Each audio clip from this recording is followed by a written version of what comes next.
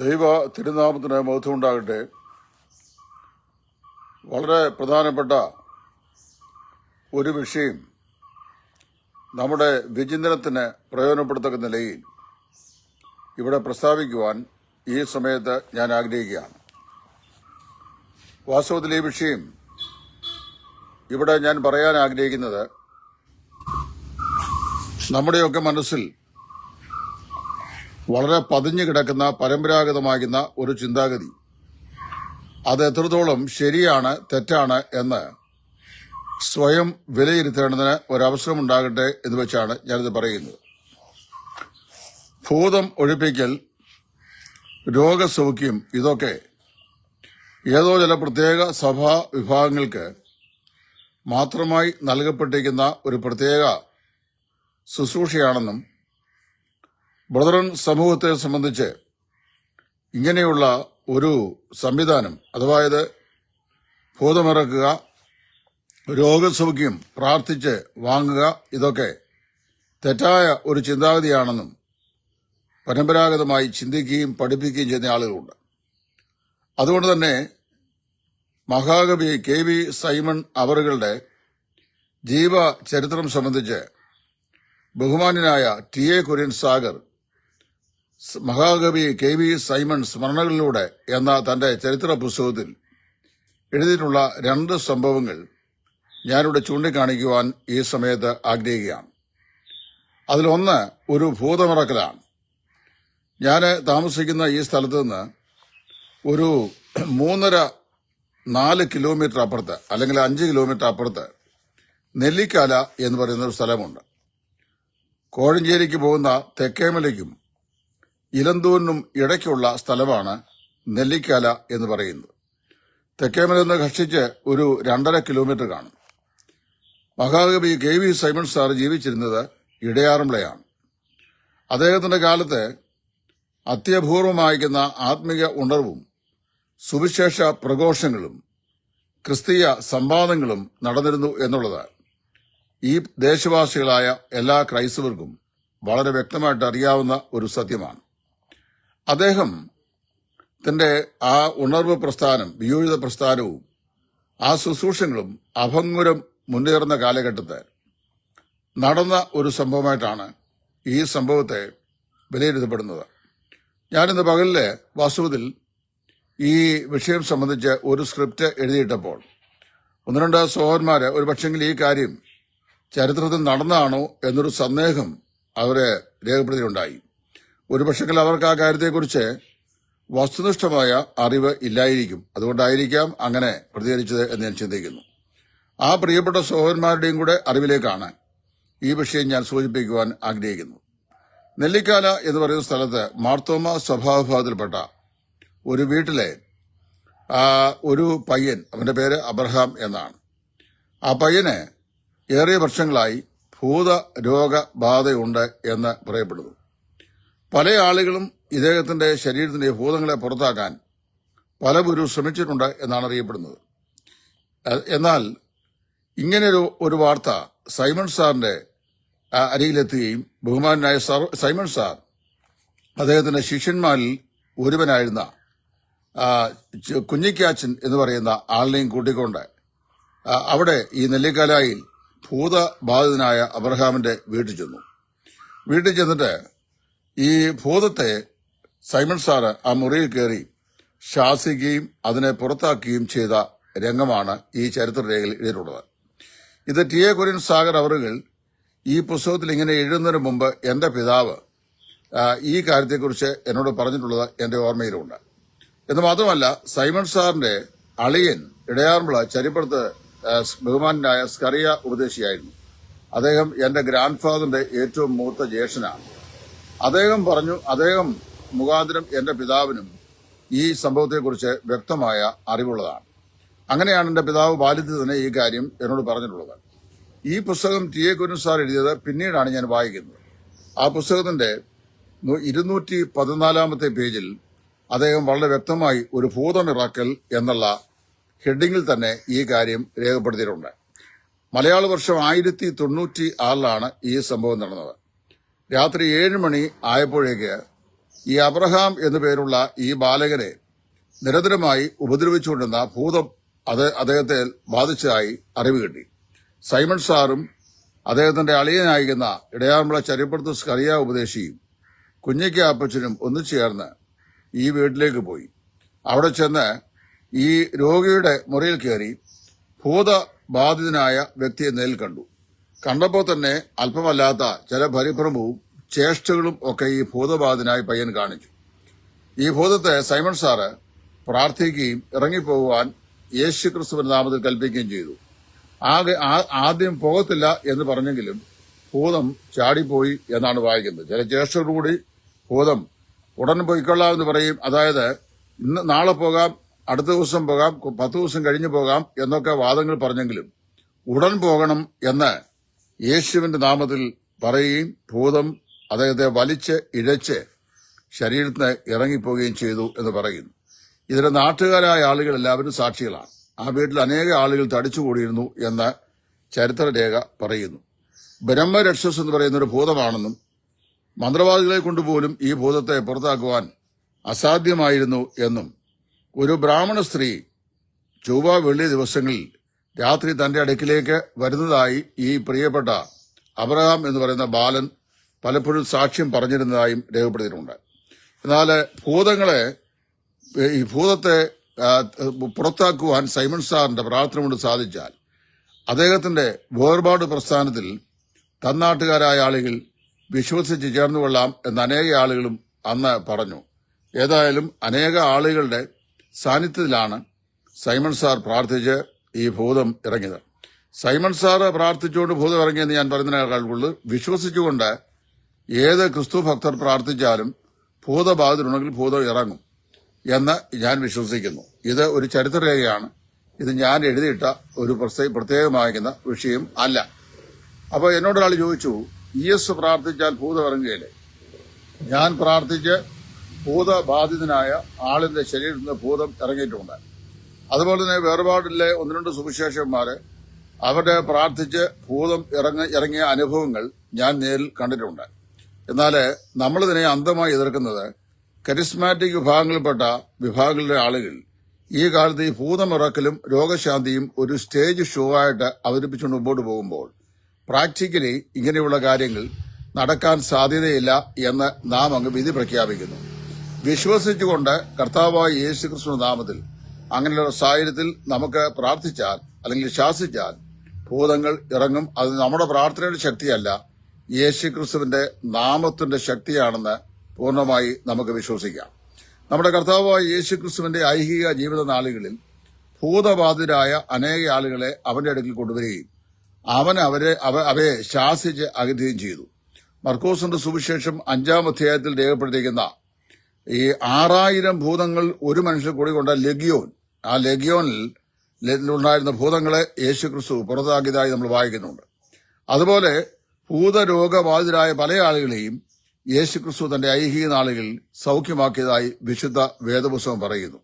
വേദപുസ്തകം അങ്ങനെ പറയുന്നതുകൊണ്ട് ഞാൻ അങ്ങനെ വിശ്വസിക്കുന്നു. ഏതെങ്കിലും ഒരു പ്രസ്ഥാനത്തിന് വേണ്ടി ഒരു ഉപദേശം ഒരിക്കലും ഞാൻ സ്ഥാപിക്കാൻ ശ്രമിക്കാറില്ല. വേദപുസ്തകത്തിലെ ഉപദേശ സത്യങ്ങളെ ഗവേഷണ പാഠവത്തോട് തന്നെ സൂക്ഷ്മ നിരീക്ഷണം ചെയ്യുകയും അത് പഠിക്കാൻ ആഗ്രഹമുള്ളവർക്ക് ഞാൻ പറഞ്ഞു കൊടുക്കുകയും ചെയ്യുന്നു. ഇതാണ് എന്റെ ദൗത്യങ്ങളിൽ ഒന്ന്. ഞാൻ ഒരു വേർപാട് സഹോദരനാണ്. അപ്പോൾ തന്നെ ഈ കാര്യം വേദപുസ്തകം എഴുതി വെച്ചേക്കുന്നത് ഞാൻ വിശ്വസിക്കുന്നു. കർത്താവ് തന്റെ ശിഷ്യന്മാരെ പറഞ്ഞയക്കുമ്പോൾ സകല വ്യാധികളുടെ മേലും ഭൂതങ്ങളുടെ മേലും അധികാരമുള്ളവരായി നാനാ രോഗികളെ സൗഖ്യമാക്കുന്നതിനും അവരെ പറഞ്ഞയച്ചു എന്ന് വായിക്കുന്നു. ഇത് അപ്പോസ്തോലിക കാലത്ത് അപ്പോസ്തോലിക അധികാരത്തോടെ അവർ ചെയ്തിരുന്നു. എന്നാൽ ഇന്ന് നമ്മൾ ആരും അപ്പോസ്തലന്മാരല്ല. അതുകൊണ്ട് അപ്പോസ്തോലിക അതോറിറ്റി നമുക്കില്ലെങ്കിലും നസ്രയനായ യേശുവിന്റെ നാമത്തിന്റെ അധികാരം നമുക്കുള്ളതുകൊണ്ട് വിശ്വാസത്തോടെ നാം പ്രാർത്ഥിച്ചാൽ അങ്ങനെയുള്ള കാര്യങ്ങളിൽ ദൈവം പ്രവർത്തിക്കുകയും ഭൂതബാധിതരായ ആളുകൾ ഉണ്ടെങ്കിൽ ഭൂതം അവരിൽ നിന്ന് ഇറങ്ങിപ്പോവുകയും ചെയ്യും എന്ന് നമുക്ക് ദൈവവചനം കൊണ്ട് വിശ്വസിക്കാം. മറ്റൊരു സംഭവം ബഹുമാനായ ടി.എ. കുര്യൻ അവറുകൾ ഇതേ പുസ്തകം എഴുതിയിട്ടുള്ളത് ആ പുസ്തകത്തിന്റെ 101-ാമത്തെ പേജിലാണ്. ഈ 101-ാമത്തെ പേജിൽ ഒരു അത്ഭുതകരമായ രോഗശാന്തി എന്ന ശീർഷകത്തിലാണ് അദ്ദേഹം ഇത് എഴുതിയിട്ടുള്ളത്. ഇത് സൈമൺ സാറിന്റെ വ്യക്തിഗത ജീവിതത്തെ സംബന്ധിച്ചുള്ള ഒരു പ്രസ്താവനയാണ്. ആ നാളുകളിലെല്ലാം താൻ ഒരു രോഗിയായി കഴിഞ്ഞുകൊടുകയായിരുന്നു. സൈമൺ സാറിനെ കുറിച്ച് പറയുകയാണ്. അദ്ദേഹത്തിന് മുഖത്തുണ്ടായ ഒരു വ്രണം കരിയായികയാൽ താൻ വളരെ കഷ്ടപ്പെട്ടു. പലപ്പോഴും നീര് വരികയും പുറമേ പൊട്ടി പഴുപ്പ് പുറത്തു പോവുകയും ചെയ്തുകൊണ്ടിരുന്നു. കുറെ ദിവസത്തേക്ക് വ്രണം കരിയും ഭേദമായി എന്ന് തോന്നും. എന്നാൽ കുനിഞ്ഞിരുന്ന് അധികം എഴുതുകയോ ഉറക്കിളക്കുകയോ തണുത്ത കാറ്റ് ഏൽക്കുകയോ ചെയ്യുന്ന സന്ദർഭങ്ങളെല്ലാം വീണ്ടും നീരുകൊണ്ട് പഴുത്ത് പൊട്ടിയൊലിക്കുമായിരുന്നു. ഇങ്ങനെ പൊട്ടി ഒഴുങ്ങി തുടങ്ങിയത് മലയാള വർഷം 1074 അദ്ദേഹം രേഖപ്പെടുന്നു. ഇത് സൈമൺ സാറിന്റെ കാര്യമാണ്. ഒരുമാതിരിപ്പെട്ട എല്ലാ ചികിത്സകളും സൈമൺ സാറിന്റെ മുഖത്തുണ്ടായ കവിളുവാർപ്പ് എന്ന് പിന്നീട് അറിയപ്പെട്ട മുഖത്ത് ആവർത്തിച്ച് പൊട്ടിയൊഴുകുന്ന ഈ രോഗത്തിന് വേണ്ടി ചെയ്തിട്ടുണ്ട്. എന്നാൽ ആ രോഗശമനത്തിനായി ആ ചികിത്സകൾ ഒന്നും തന്നെ ഫലിച്ചിരുന്നില്ല. കൂടെ ഉണ്ടായിരുന്ന അസ്വാസ്ഥ്യ നിമിത്തം മുങ്ങിക്കൊള്ളി വൈദ്യന്മാർ നിശേഷം നിരോധിച്ചിരുന്നു എന്ന് ചരിത്രരേഖ പറയുന്നു. കാച്ചിയ എണ്ണയും മരുന്നും പഥ്യവിധികളും കേവലം ഫലശൂന്യമായി കാണപ്പെടുകയാൽ അവയിലുള്ള ആശ വിട്ട് രോഗശമനത്തിനായി ദൈവദാസൻ പ്രാർത്ഥിക്കാൻ തുടങ്ങി. ഇത് സംബന്ധിച്ച് സൈമൺ സാർ തന്നെ പറഞ്ഞിട്ടുള്ള സംഗതികൾ, അതായത് സൈമൺ സാർ അദ്ദേഹത്തിന്റെ ജീവിത അനുഭവത്തിൽ കൂടെ അദ്ദേഹം പറഞ്ഞ കാര്യം ടി.എ. കുര്യൻ സാഗർ ഇത് പകർത്തി എഴുതി എന്നൊരു തെറ്റ് മാത്രമേ അദ്ദേഹം ചെയ്തിട്ടുള്ളൂ. അപ്പോൾ സൈമൺ സാറിന്റെ ജീവിത അനുഭവത്തിൽ അദ്ദേഹത്തിനുണ്ടായ രോഗസൗഖ്യത്തെക്കുറിച്ച് അദ്ദേഹം പറഞ്ഞത് ടി.എ. കുര്യൻ സാഗർ ഒരു ചരിത്രരേഖയിൽ പകർത്തി എഴുതിയത് ശേഷമുള്ള തലമുറകൾക്കും വായിച്ച് മനസ്സിലാക്കാൻ കഴിയും. അപ്പം പ്രാർത്ഥിക്കാനുള്ള നടത്തിപ്പും രോഗശാന്തി ലഭിക്കും എന്നുള്ള പൂർണ്ണ വിശ്വാസവും കരുണാവാരിധിയായ ദൈവം എനിക്ക് തന്നു. സൈമൺ സാർ പറയുകയാണ്, പ്രാർത്ഥിക്കുവാനുള്ള നടത്തിപ്പും രോഗശാന്തി ലഭിക്കും എന്നുള്ള പൂർണ്ണ വിശ്വാസവും കരുണാവാരിധിയായ ദൈവം എനിക്ക് നൽകി. ആർക്ക്? സൈമൺ സാർ നൽകി. യാക്കോബ് 5 പറയുന്ന പോലെ എണ്ണ തേച്ച് പ്രാർത്ഥിക്കണം എന്നുള്ള ബോധമാണ് എനിക്കുണ്ടായത്. സൈമൺ സാർ പറയുകയാണ്, നിങ്ങൾ രോഗിയായി കിടക്കുന്നവൻ സഭയിലെ മൂപ്പന്മാരെ വരുത്തട്ടെ, അവർ അവന്റെ മേൽ എണ്ണ പൂശി അവന്റെ സൗഖ്യത്തിനു വേണ്ടി പ്രാർത്ഥിക്കട്ടെ. പ്രാർത്ഥിക്കുന്ന കേൾക്കുന്ന ദൈവം അവന് സൗഖ്യം നൽകുമല്ലോ എന്നുള്ളത്. അതുകൊണ്ട് ബോധം അദ്ദേഹത്തിനുണ്ടായി. മരുന്ന് ചേർന്നതാകിയാൽ കാച്ചിയ എണ്ണ അതിന് കൊള്ളുകയില്ല എന്ന് കണ്ട് ഒരു ദിവസം വീട്ടിലാരും അറിയാതെ കുറെ കോളെണ്ണ വാങ്ങി വെക്കുകയും എന്റെ കൂട്ടു സഹോദരനുണ്ട് എന്റെ തലമേൽ പൂശി എണ്ണ പൂശി പ്രാർത്ഥിപ്പാൻ ഞാൻ ആവശ്യപ്പെടുകയും ചെയ്തു. അപ്പോൾ വാസ്തവത്തില് വാക്യപ്രകാരം മൂപ്പന്മാരാണ് എണ്ണ പൂശേണ്ടത് എന്ന് യാക്കോബ് പറഞ്ഞ ലേഖനത്തിലെ വാക്യപ്രകാരം സഭയിലെ മൂപ്പന്മാരാണ് എണ്ണ പൂശി പ്രാർത്ഥിക്കേണ്ടത്. അതേക്കുറിച്ച് സൈമൺ സാർ ഇങ്ങനെ ഇരിക്കുന്നു, എന്നാൽ ഞാൻ നിൽക്കുന്ന സഭയുള്ള മൂപ്പൻ, അദ്ദേഹം നിൽക്കുന്ന അന്ന് ഇടയാറുമുള്ള സഭയിലായിരുന്നു. ഇന്നത്തെ സ്ഥിതിയല്ല. സൈമൺ സാർ ജീവിച്ചിരുന്ന കാലത്തെ കാണിച്ച് സൈമൺ സാർ എഴുതി വെച്ചിരുന്ന കാര്യമാണ്. ഞാനിത് ഇങ്ങനെ പറയുന്നു എന്നുള്ളതുകൊണ്ട് എന്നെ കല്ലെറിയാൻ ആരും തയ്യാറാകേണ്ട. കല്ലെറിഞ്ഞാൽ ഒരുപാട് ഏറെ ഞാൻ കൊണ്ടവനായതുകൊണ്ട് എനിക്ക് അതിനെക്കുറിച്ചൊന്നും പേടിയില്ല. എന്നാൽ ഞാൻ നിൽക്കുന്ന സഭയുള്ള മൂപ്പൻ സാക്ഷാൽ മൂപ്പനല്ലെന്നുള്ള ബോധ്യം എനിക്കുണ്ടായതുകൊണ്ട് അത്രേ കൂട്ടുസഹോദരനെ ഈ വിഷയത്തിൽ മൂപ്പനായി അംഗീകരിക്കുവാൻ നിശ്ചയിച്ചത്. ഇതെന്റെ വാക്കുകളല്ല, സൈമൺ സാറിന്റെ വാക്കുകളാണ്. അദ്ദേഹം നിലനിന്നു പോകുന്ന ഇടയാറുമുള്ള സഭയിൽ അന്ന് ഉണ്ടായിരുന്ന മൂപ്പന്മാർ സാക്ഷാൽ മൂപ്പന്മാരല്ല എന്ന് തനിക്ക് വളരെ ബോധ്യമുണ്ടായിരുന്നു. അപ്പൊ പിന്നീട് എനിക്ക് ബോധ്യമുണ്ടായെങ്കിൽ എന്നെ കല്ലെറിയേണ്ട ആവശ്യമുണ്ടോ? അപ്പൊ അന്ന് സൈമൺ സാറിന് ആ ബോധ്യമുണ്ടായിരുന്നു, സാക്ഷാൽ മൂപ്പന്മാരല്ലായിരുന്നു. അതുകൊണ്ട് എന്ത് ചെയ്തു? കൂട്ടു സഹോദരനെ അതിനായി ഉപയോഗിച്ചു. അന്ന് സാക്ഷാൽ മൂപ്പൻ കൃപാവരും സഭ ഇവയെക്കുറിച്ച് ആർക്കും വ്യക്തമായി അറിഞ്ഞുകൂടായിരുന്നു. അന്ന് സാക്ഷാൽ മൂപ്പൻ കൃപാവരും സഭ ഇതേക്കുറിച്ച് വ്യക്തമായി ആർക്കും അറിഞ്ഞുകൂടായിരുന്നു. ഇന്ന് നമുക്കറിയാവുന്ന പോലെ കാര്യങ്ങൾ അറിയത്തില്ലായിരുന്നു എന്നാണ്. ഞാൻ എന്റെ മനോബോധം സഹോദരന് പറയും. അദ്ദേഹം അത് സമ്മതിച്ചതിനാൽ ഞങ്ങൾ ഇരുവരും കൂടി എണ്ണയും കൊണ്ട് പമ്പയാറ്റിൽ പോയി. ഇടയാറുമുള്ള ആഞ്ഞിലിമൂട്ടി കടവിൽ മണപ്പുറത്ത് മുട്ടുകുത്തി പ്രാർത്ഥിച്ച് എണ്ണ പൂശി രോഗശാന്തി പ്രാപിക്കുകയും ചെയ്തു. സഭയിൽ നിന്ന് രോഗശാന്തി വരം നിന്നുപോയി എങ്കിലും, ശ്രദ്ധിച്ചു കേൾക്കണം, സഭയിൽ നിന്ന് രോഗശാന്തി വരം നിന്നുപോയി എങ്കിലും നടത്തിപ്പോടുകൂടിയുള്ള പ്രാർത്ഥനയാൽ രോഗശാന്തി ഉടൻ ലഭിക്കുവാൻ കഴിയുന്നത് ആണെന്നുള്ളതിന് ഒരു ജീവസാക്ഷ്യമായി ഈ സംഭവം എന്റെ ജീവിതത്തിൽ ഇരിക്കുന്നു. മഹാകവി കെ.വി. സൈമൺ സാറ് എഴുതി വെച്ചേക്കുന്ന കാര്യമാണ് ഞാനീ പറയുന്നത്. ഇനി ഒരു വാക്കൂടെ പറയാം. ഇദ്ദേഹത്തിന്റെ തലയിൽ കൈവച്ച് പ്രാർത്ഥിച്ച് അദ്ദേഹത്തിന് എണ്ണ പൂശിയ ആള് അദ്ദേഹത്തിന്റെ സ്വന്തം അളിയൻ, അതായത് അദ്ദേഹത്തിന്റെ സഹോദരി ഭർത്താവും എന്റെ അച്ചായന്റെ ഗ്രാൻഡ് ഫാദറിന്റെ മൂത്ത ജ്യേഷ്ഠമായ ഇടയാറുമുള സ്കറിയ ഉപദേശി എന്ന വ്യക്തിയായിരുന്നു. അദ്ദേഹം ആണ് ആഞ്ഞിലിമുട്ടിക്കടലിൽ വെച്ച് ഈ എണ്ണ സൈമൺ സാറിന്റെ ദേഹത്ത് പൂശി അദ്ദേഹത്തിന് വേണ്ടി വിശ്വാസത്തോടെ പ്രാർത്ഥിച്ചത്.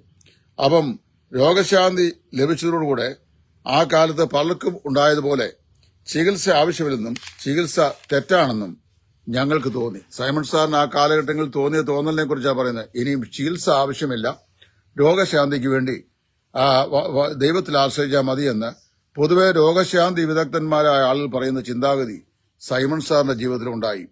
ഗോസ്പൽ ട്രംപറ്റ് കമ്പനിക്കാരുടെ പുസ്തകങ്ങളും മാസികകളും ഈ കാര്യത്തിൽ ഞങ്ങളെ വളരെ ഉത്സാഹിപ്പിച്ചു. അതുകൊണ്ട് ചികിത്സയുള്ള രോഗിക്ക് വേണ്ടി ഞങ്ങൾ പ്രാർത്ഥിക്കുകയില്ലെന്ന് നിർബന്ധം പിടിക്കുകയായി.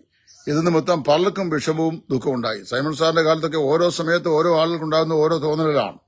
കർത്താവായ യേശുക്രിസ്തു പോലും രോഗിക്കല്ലാതെ വൈദ്യനെ കൊണ്ട് ആവശ്യമില്ല എന്നാണ് പറഞ്ഞത്. അതുകൊണ്ട് തന്നെയാണ് യേശു കണ്ണുപൊട്ടനെ സൗഖ്യമാക്കുമ്പോൾ തുപ്പലുകൊണ്ട് ചേറുണ്ടാക്കി അവന്റെ കണ്ണിൽ പൂശിയ ശേഷം ശിലോഹാം കുളത്തിൽ പോയി കഴുകുക എന്ന് പറഞ്ഞു. അപ്പോൾ തന്നെ മരുന്ന് ഉപയോഗിച്ചും മരുന്നില്ലാതെയും യേശു ക്രിസ്തു സൗഖ്യമാക്കിയിട്ടുണ്ട്. ഇവിടെ സൈമൺ സാറിന് അത്ഭുതകരമായി രോഗസൗഖ്യം ലഭിച്ചു കഴിഞ്ഞപ്പോൾ നമ്മൾ വായിക്കുന്നത് ഇനിയും മരുന്ന് ഉപയോഗിക്കുന്ന ആൾക്കാർക്ക് വേണ്ടി പ്രാർത്ഥിക്കുകയില്ല എന്ന് അവർ ഒരു തീരുമാനം ചെയ്തു. എല്ലാ രോഗങ്ങൾക്കും പ്രാർത്ഥനയാൽ സൗഖ്യം കിട്ടുന്നില്ലെന്നും ചികിത്സയെക്കുറിച്ച് ഇത്ര നിഷ്കർഷ വയ്ക്കേണ്ട ആവശ്യമുണ്ടോ എന്നും ഞാൻ ആലോചിക്കുകയും പലരുമായി സംഭാഷണം നടത്തുകയും ചെയ്തു.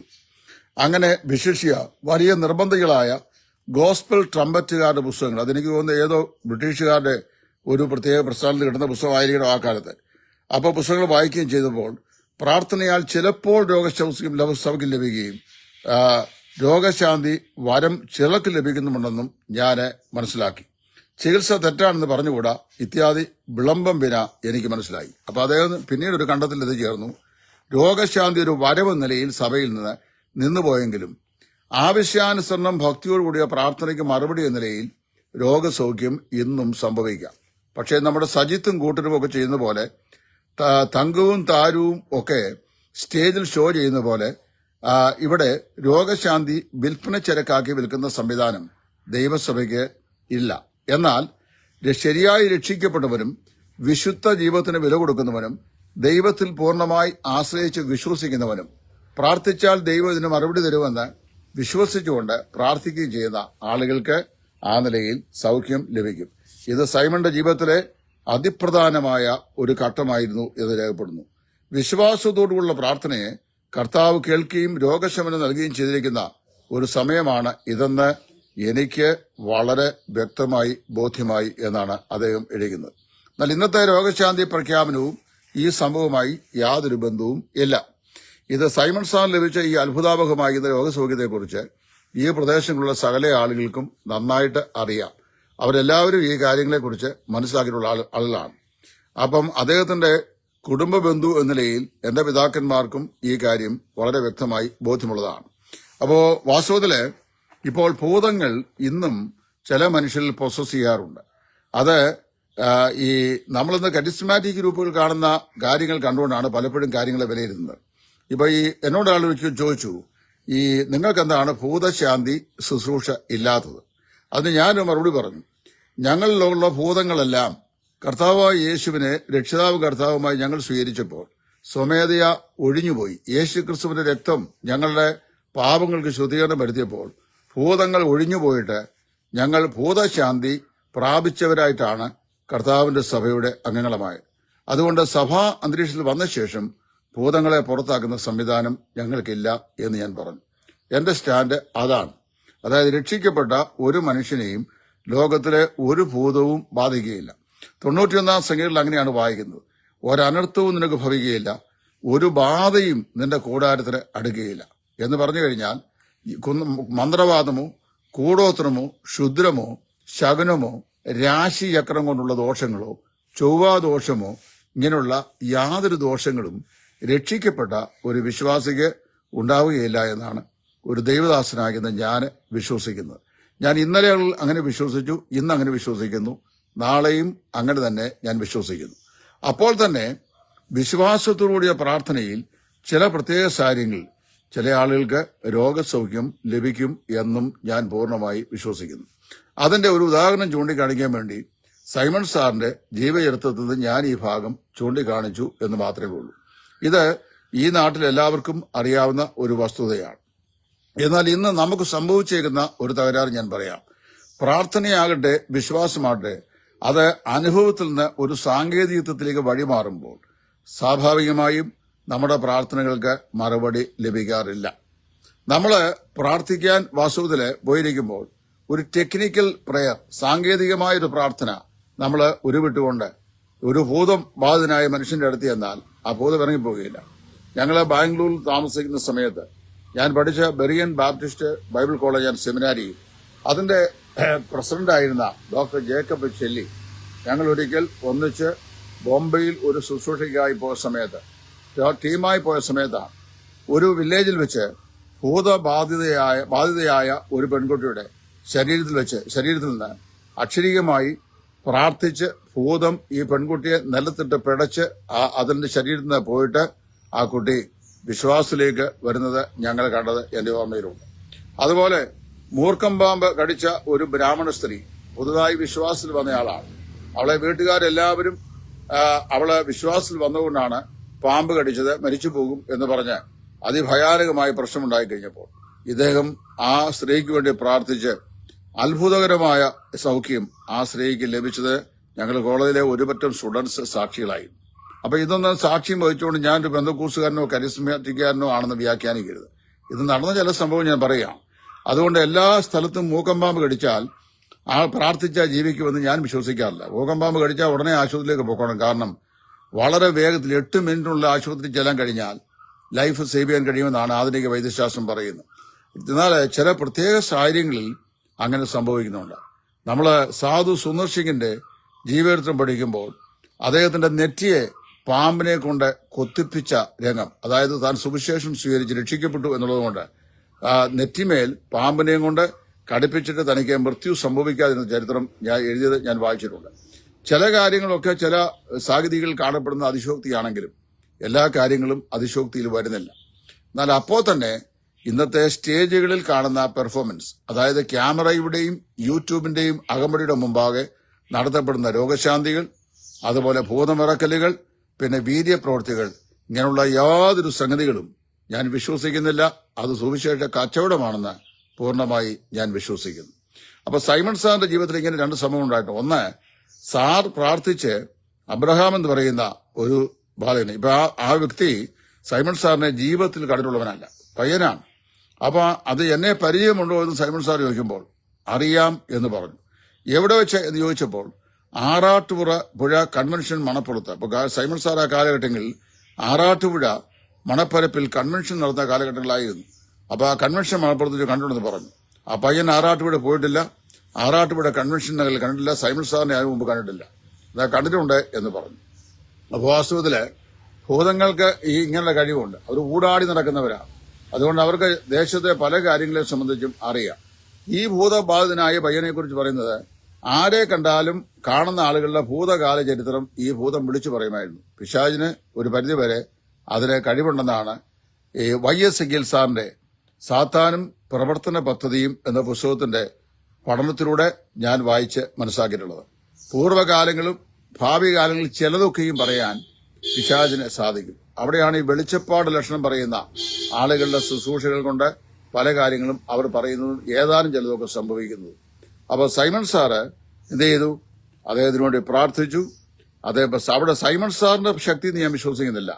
നസ്രയനായ യേശുക്രിസ്തുവിന്റെ നാമത്തിൽ ഈ ബാലകന്റെ ശരീരത്തെ വിട്ടു പോകണം എന്ന് കർത്താവിന്റെ നാമത്തിൽ കൽപ്പിച്ചു. ഭൂതം അവനെ വിട്ടുപോയി.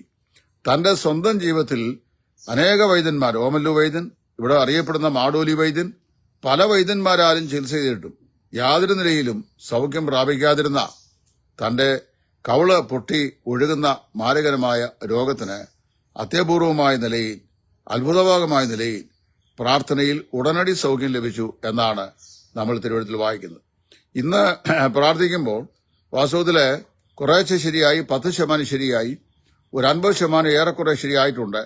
വരുന്ന ദിവസങ്ങളിൽ തുടർച്ചയായുള്ള പ്രാർത്ഥനയിൽ പൂർണ്ണമായി വിടുതൽ ലഭിക്കുമെന്ന് പറയുന്ന സൗഖ്യമല്ല ഞാനീ പറയുന്നത്. വേദവസം നൽകുന്ന പ്രാർത്ഥന പ്രകാരം പ്രാർത്ഥിച്ചാൽ ഉടൻ തന്നെ സൗഖ്യം ലഭിക്കുമെങ്കിൽ അത് ദൈവഹിതമായി നമുക്ക് മനസ്സിലാക്കാൻ സാധിക്കും. മറുവശത്തും നമ്മൾ വായിക്കുന്നുണ്ട്, ഹിസ്കിയാവിന് രോഗസൗഖ്യം ലഭിക്കേണ്ടതിന് യെശയ്യാ പ്രവാചകനോട് പോയി പ്രാർത്ഥിക്കാൻ ദൈവം നിയോഗിച്ചു. യെശയ്യാ പ്രവാചക പുസ്തകം 38 അധ്യായം. അദ്ദേഹം പോവുകയും പ്രാർത്ഥിക്കുകയും അവന് രോഗശാന്തി ലഭിക്കുകയും ചെയ്തു.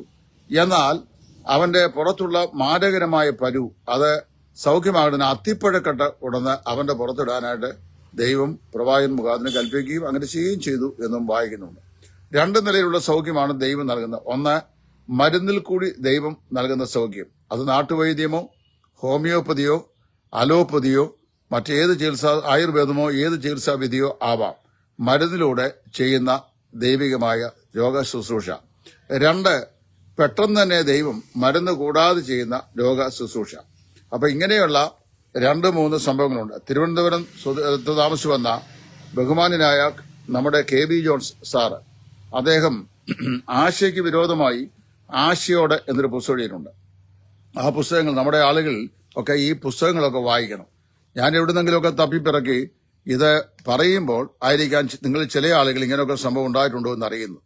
അദ്ദേഹം എഴുതിക്കുന്ന പുസ്തകം ഇങ്ങനെയാണ്, ആശയ്ക്ക് വിരോധമായി ആശയോടെ. അദ്ദേഹത്തിന്റെ ഒരു സഹോദരന്റെ കാര്യമാണ്. ഉദരസംബന്ധമായി ഉണ്ടായ മരണകരമായ ക്യാൻസർ. ആ ക്യാൻസറിന് തിരുവനന്തപുരത്ത് മെഡിക്കൽ കോളേജിൽ ചികിത്സ ചെയ്തു. പക്ഷേ ആശുപത്രിയിൽ നിന്ന് തള്ളി മരണത്തെ കാത്ത് തിരുവനന്തപുരത്ത് അദ്ദേഹത്തിന്റെ വസതിയിൽ ഈ സഹോദരിയെ ശുശ്രൂഷ ചെയ്തുകൊണ്ടിരിക്കുന്ന ഒരു സമയം.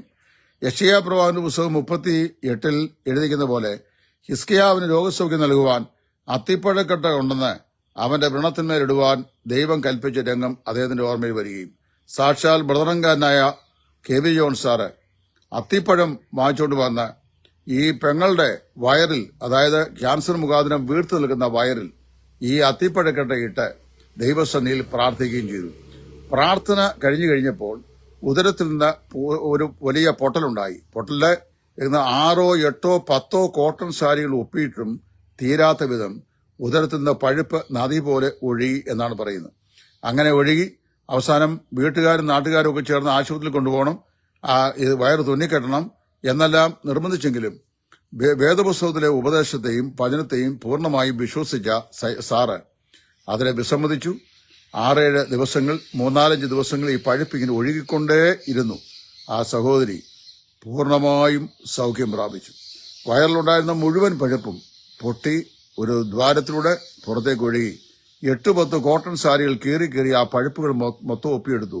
വയറ് പൂർവ്വസ്ഥിതിയിലായി. ക്യാൻസർ അപ്രത്യക്ഷമായി. ഇത് ഒരു പെന്തക്കോസുകാരന്റെയോ കരിസ്മാറ്റിക്കാരന്റെയോ കാര്യമല്ല. ബ്രദറങ്കാരുടെ സുവിശേഷകനും വേദാധ്യാപകനുമായ KB ജോൺസ് സാറ് ആശയ്ക്ക് വിരോധമായി ആശയോടെ എന്ന അദ്ദേഹത്തിന്റെ പുസ്തകത്തിൽ എഴുതി വെച്ചിരിക്കുന്ന അനുഭവമാണ്. ഇന്നും ദൈവത്തിന് അത്ഭുതകരമായ നിലയിൽ നമ്മെ സൗഖ്യമാക്കുവാൻ കഴിയും. ആവശ്യമായത് കർത്താവായ യേശുക്രിസ്തുവിൽ നമ്മുടെ ആശ്രയവും നമ്മുടെ തികഞ്ഞ ആത്മവിശ്വാസവുമാണ്. ദൈവത്തിന് ഇഷ്ടമാണെങ്കിൽ ദൈവം എന്നെ സൗഖ്യമാക്കും. രോഗസൗഖ്യത്തിന് 2 വശങ്ങളാവുള്ളൂ. ഒന്ന്, നമുക്ക് രോഗസൗഖ്യം നൽകണമെന്ന് ദൈവത്തിന് ഇഷ്ടമാണെങ്കിൽ ഏത് മാരക രോഗത്തെയും ദൈവം സൗഖ്യമാക്കും. എന്നാൽ നമുക്ക് രോഗസൗഖ്യം നൽകി കുറെ നാൾ കൂടെ നമ്മൾ ജീവിച്ചിരിക്കുന്നത് ദൈവത്തിന് ഇഷ്ടമല്ലെങ്കിൽ നമ്മൾ എത്രമാത്രം പ്രാർത്ഥിച്ചാലും, ചെയിൻ പ്രയർ വെച്ച് പ്രാർത്ഥിച്ചാലും, നാം തന്നെ പ്രാർത്ഥിച്ചാലും ആ പ്രാർത്ഥനയ്ക്ക് ദൈവം മറുപടി തരികയില്ല. കാരണം ദൈവത്തിന് നമുക്ക് രോഗസൗഖ്യം നൽകുന്നതിൽ പ്രത്യേകമായ ഉദ്ദേശമുണ്ട്. അത് തന്റെ ഹിതത്തിന്റെ ആലോചന പരിധിയിൽ പെട്ടതാണെങ്കിൽ ദൈവം സൗഖ്യം തരും എന്നാണ് നമുക്ക് മനസ്സിലാക്കുവാൻ സാധിക്കുന്നത്. ഈ 2 സത്യങ്ങൾ സൈമൺ സാറിന്റെ ജീവചരിത്രത്തിൽ നിന്ന് ഞാൻ നിങ്ങളെ ചൂണ്ടിക്കാണിച്ചത് ഇത് രണ്ടും ചരിത്രത്തിന്റെ ഭാഗമായി ലയിച്ചു ചേർന്നതും ഇവിടെ മലയാളക്കരയിലുള്ള പ്രത്യേകിച്ച് മധ്യതിരുവിതാംകൂറുള്ള വേർപെട്ട സംഭവങ്ങളിലെ പെന്തക്കോസ്ത് പഠന സംഭവങ്ങളിലെ എല്ലാ ആളുകൾക്കും ഇവിടുത്തെ മാർത്തോമക്കാർക്കും വ്യക്തമായി അറിയാവുന്നതുമായ 2 സംഭവങ്ങളാണ്. അതുകൊണ്ട് ഇന്നും വിശ്വാസത്താൽ നമുക്ക് ദൈവത്തിനു വേണ്ടി പല കാര്യങ്ങളും നേടിയെടുക്കുവാൻ സാധിക്കും എന്നതിലേക്ക് ഉത്തമ ഉദാഹരണങ്ങളായി ഈ സംഭവം ഞാൻ ചൂണ്ടിക്കാട്ടിയെന്ന് മാത്രമേ ഉള്ളൂ. ദൈവം നിങ്ങളെ ഏവരെയും സഹായിക്കട്ടെ, അനുഗ്രഹിക്കട്ടെ. ക്രിസ്തുവിന്റെ ശുശ്രൂഷയിൽ നിങ്ങളുടെ കൂട്ടുസഹോദരൻ സുവിശേഷകൻ ടൈറ്റസ് ഫ്രം ഇടയാറുമുള്ള. Thank you. God bless U.